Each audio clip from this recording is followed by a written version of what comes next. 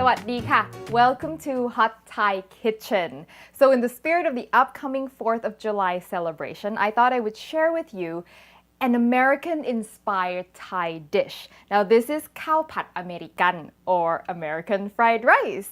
So as a kid, I always thought this dish was actually American food, and only as an adult did I realize, wait a minute, they don't have this dish in America.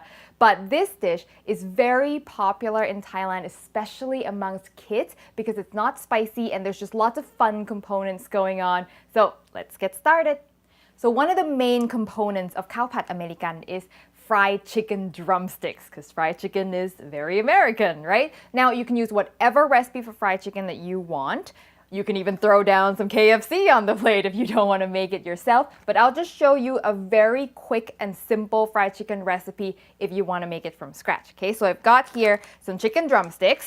Now, quick marinade, I've got some fish sauce, of course. This is the Thai part. And then just some soy sauce, and this is Thai soy sauce, but you can use other kinds of soy sauce that you want. Just a little dash of white pepper, and I always like to keep a little bottle of white pepper when I'm too lazy to grind it fresh. I'm gonna add now some water. Now this water, it's going to help brine the chicken and make it a little more juicy.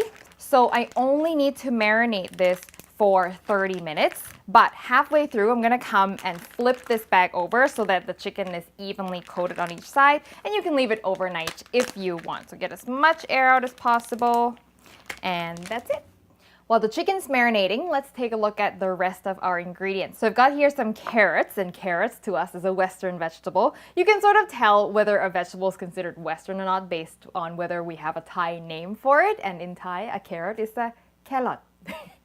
It's the same thing. And I've also got some onion, and I'm just gonna put them together because they're going in at the same time. And then of course, some garlic. We always stir fry with garlic in Thailand. Second, we're gonna look at our vegetables. You can really put whatever kinds of vegetables you want, but this is sort of the classic. So I've got some corn, and then some sugar snap peas. More commonly, they use peas, like regular frozen peas, you know, the English peas, but I don't really want to buy a whole bag of frozen peas just to use a little bit in the fried rice, and I don't like canned peas. So I just take sugar snap peas. Just make sure you remove the strings that run along the sides of the sugar snap peas because that's really chewy and you don't want to leave that in there. I've also got some raisins here. Now, you might recall from my pineapple fried rice video that I mentioned that I don't like raisins in savory food, but for whatever reason, it works in this dish and I don't mind it. One of the stars of the show is little hot dogs or wieners, and obviously an American item. So what I've done with these is I just cut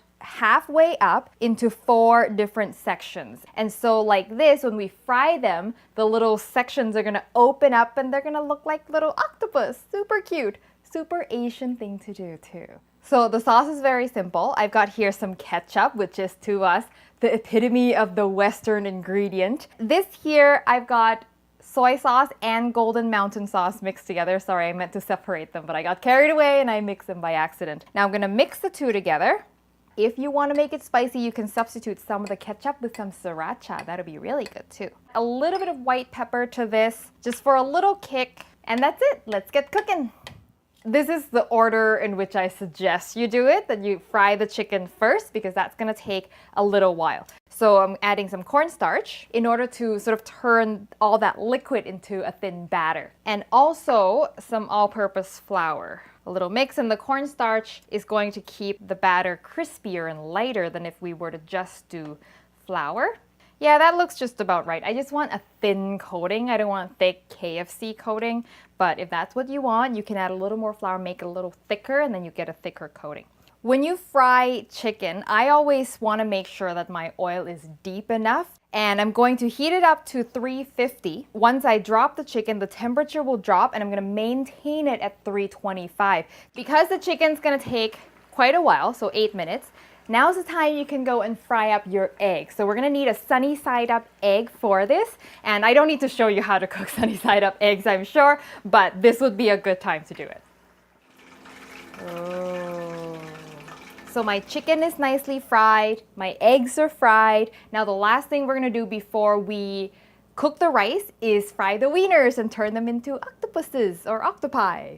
technically. The oil I've actually turned off completely. I'm just using residual heat from the chicken. This does not need a lot of heat. And they will, like magic, turn into octopus in seconds. See? Very nice. And that's it. Since the wieners are, oh, look how cute they are. They're already cooked, so you don't really need to cook them. You just need to heat them up and open them. All right, so I've got my wok here. I'm gonna add a little bit of oil. We're now on to our fried rice. I'm gonna go in first with my bowl of aromatic. So onion, garlic, and carrots. The heat's not too high, just on medium heat. I want the onion to be translucent and the carrots to start to soften up a little bit. All right, and now I'm going in with my bowl of corn, peas, and raisins. And if you give the raisins a chance to cook, they'll actually soften up and become plump and juicy. So you can see the raisins plumping up already. And you don't want to overcook the peas, sorry, and you want to keep them crunchy and fresh. So rice, this has been refrigerated, so it's nice and easy to spread. And also the key to fried rice is when you make the rice, make sure you don't add too much water. It doesn't even need to be a day-old rice or anything. Okay, the sauce goes in. We're almost there. Now we're just gonna toss everything together. Press any rice lumps with the back of your spatula. That's how you get rid of them. And I'm cranking the heat now because I want the rice to dry out a little bit so the sauce isn't too wet. And once all the grains are coated like this, you're done. Woo, that's it. There's a very particular way to plate American fried rice. And one of the things that you want to do is make sure your rice is shaped in the perfect bowl shape. Some people put it in like a heart shape or star shaped bowl if you're making it for kids. It can be kind of fun. Center it as best you can and flip it out. So you want to pack it quite tightly, otherwise when you pull it out, it collapses. Ta-da! There you go. That's so cute. Okay, now I'm going to deck my plate with some fresh vegetables, so some tomatoes, and that'll really help sort of cut the grease because as you can see, there's a lot of fried stuff on here. Now, the drumstick. I'm gonna go with the biggest one here. The octopus wieners on the other side. Oh, you can do ham. Some people do ham.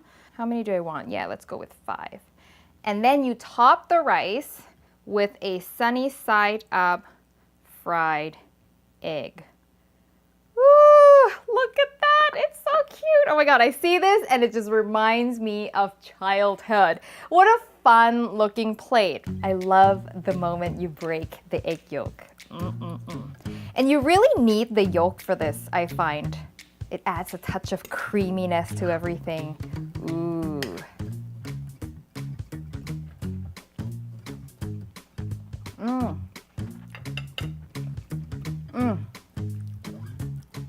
I'm gonna take a bite of the fried chicken.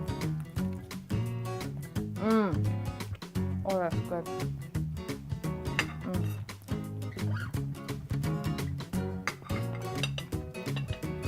Goes together so well.